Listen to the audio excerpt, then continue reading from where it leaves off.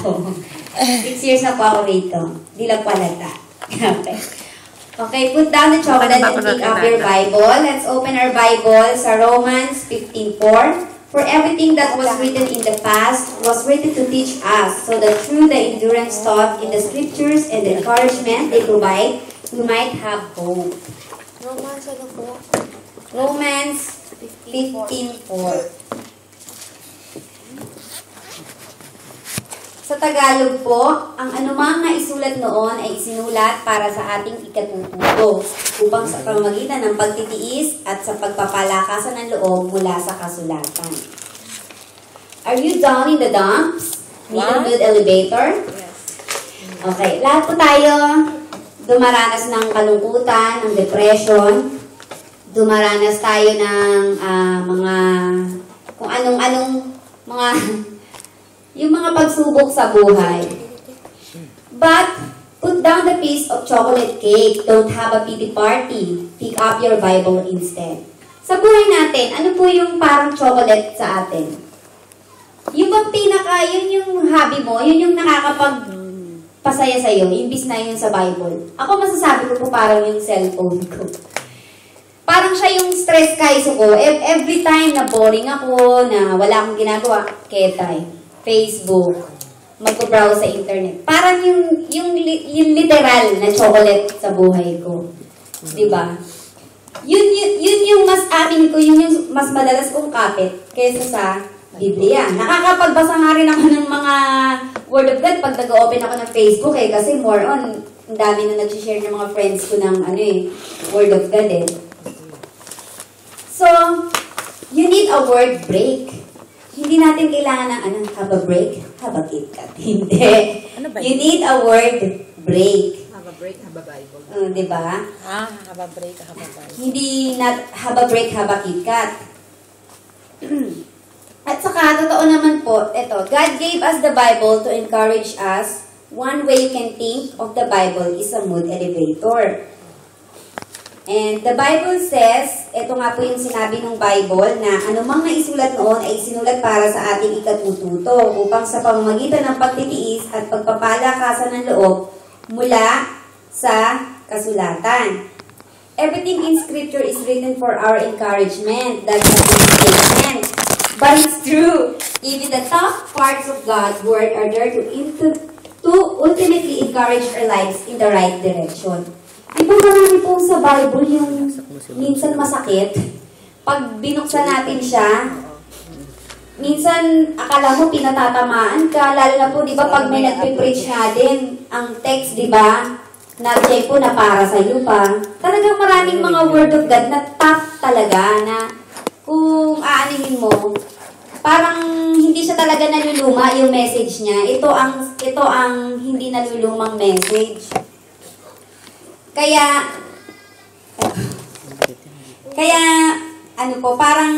para siyang matigas na bagay na masakit sa atin, mahirap gawin. Pero yun po yung encouragement sa atin para sa tamang direksyon.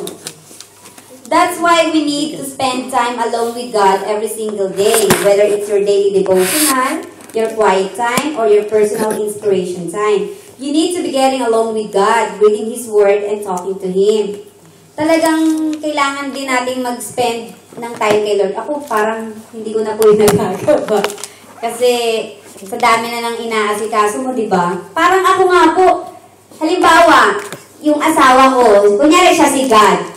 Hindi ko po inaanong asawa ko, God, Diyos siya, Dati po kasi, nung driver ang asawa ko, lagi niyang kapit ang cellphone niya. Every time, kung mag-usap kami, 2 hours, 3 hours, 4 hours. Parang nagliligawan lang. Tapos, every time na tatawagan ko siya, lagi niyang nasasagot yung tawag ko.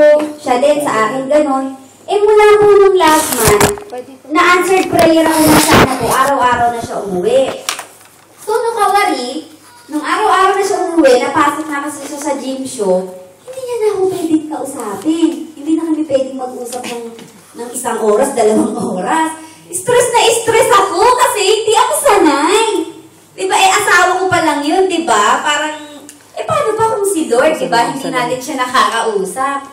Hindi tayo talaga nag-spend ng time sa kanya. Nakaka-stress pala talaga. lalo na kung gusto mong gawin, na yun yung talagang devotional mo, yun talaga yung time na ginugugol mo kay Lord. Pero kung hindi, malamang, hindi mo mararamdamang may stress ka kahit na hindi ka nakikipag-usap kay Lord. Di ba po? And, buksan po natin yung Bible natin sa awit 119:14. You are my place of quiet retreat. I wait for your word to renew me. Ito po yung sa Tagalog. Ikaw lamang ang muupo at patibay na sanggalang. Ang pangako mo sa akin ay lubos kong aasahan.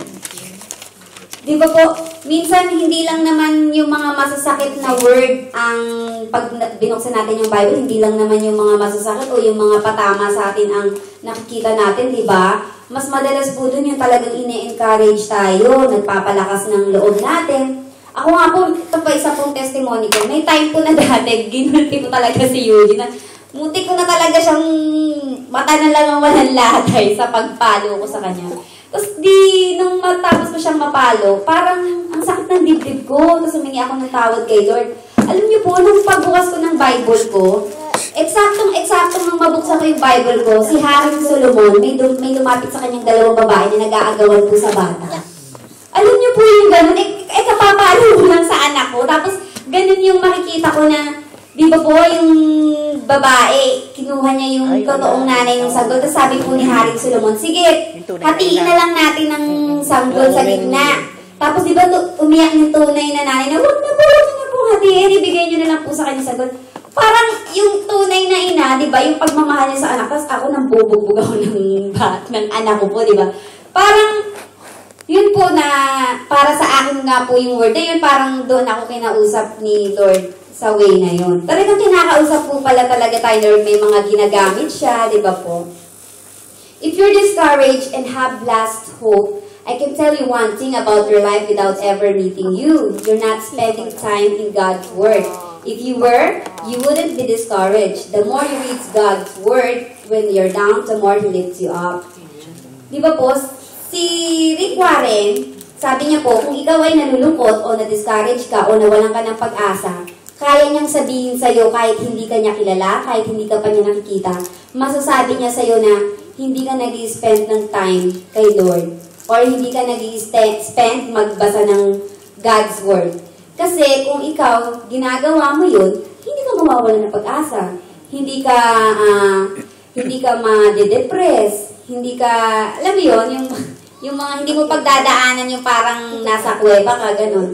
The more you read God's Word when you're down, is the more He lifts you up. Totoo po talaga ito. Kaya, tamang-tama nga po sa akin ito kasi ako talagang more on ako sa internet talaga po. Mahilig akong mag-browse, mahilig akong magbasa ng mga news kesa sa Word of God. Mahilig ako. Kaya kahit anong news, tanong niyo sa akin pag may mga news sa Pilipinas. Yun, lalo na pag mga showbiz. Okay. God's Word has the power. And so, the next time you feel discouraged, don't come home and turn on the television. Huwag nga na, pagka na-discourage tayo, di ba tayo, nood ng TV, parang kung ano ginagawa mo, tema dito, tema doon. Instead, open up your Bible and read it. Listen to Dr. Luke. Sa Lucas po yun, instead of Dr. Bill. Si Dr. Bill po pala, isa po pala siya sa a well-known mental professional, TV psychologist, and strategist. Para siyang sila Oprah Winfrey, na halimbawa may mga problema ka sa buhay o nadidepress ka, nadidiscuss. Magaling siya mag-advise, psychiatrist po siya. Dito sa Amerika na Oo, galing po sa Amerika po siya. So, bago nga naman tayo makinig kay Dr. Phil, buksan natin yung ating Bible. Doon sa Lucas, doon sila Dr. Mateo, sila Dr. Lucas, sila ano po. God's Word has the power to change your life. It has God's power in it. Nothing else does. The Bible will give you the real stuff through encouragement. O nga naman, pag nagbabasa tayo ng Biblia, hindi man na ibibigay yung literal na bagay na magbiton o yung mga makakapag-fulfill sa'yo, hindi ka niya mabibigyan. Pero yung encouragement talaga, yung ang kayang ibigay ng God's Word every time we read Bible. Yun lang po. Sobrang ikse. Meditate yung Tapos na po. Ano yung pamagalan? Ano po, put down the chocolate and pick up your Bible. Salita.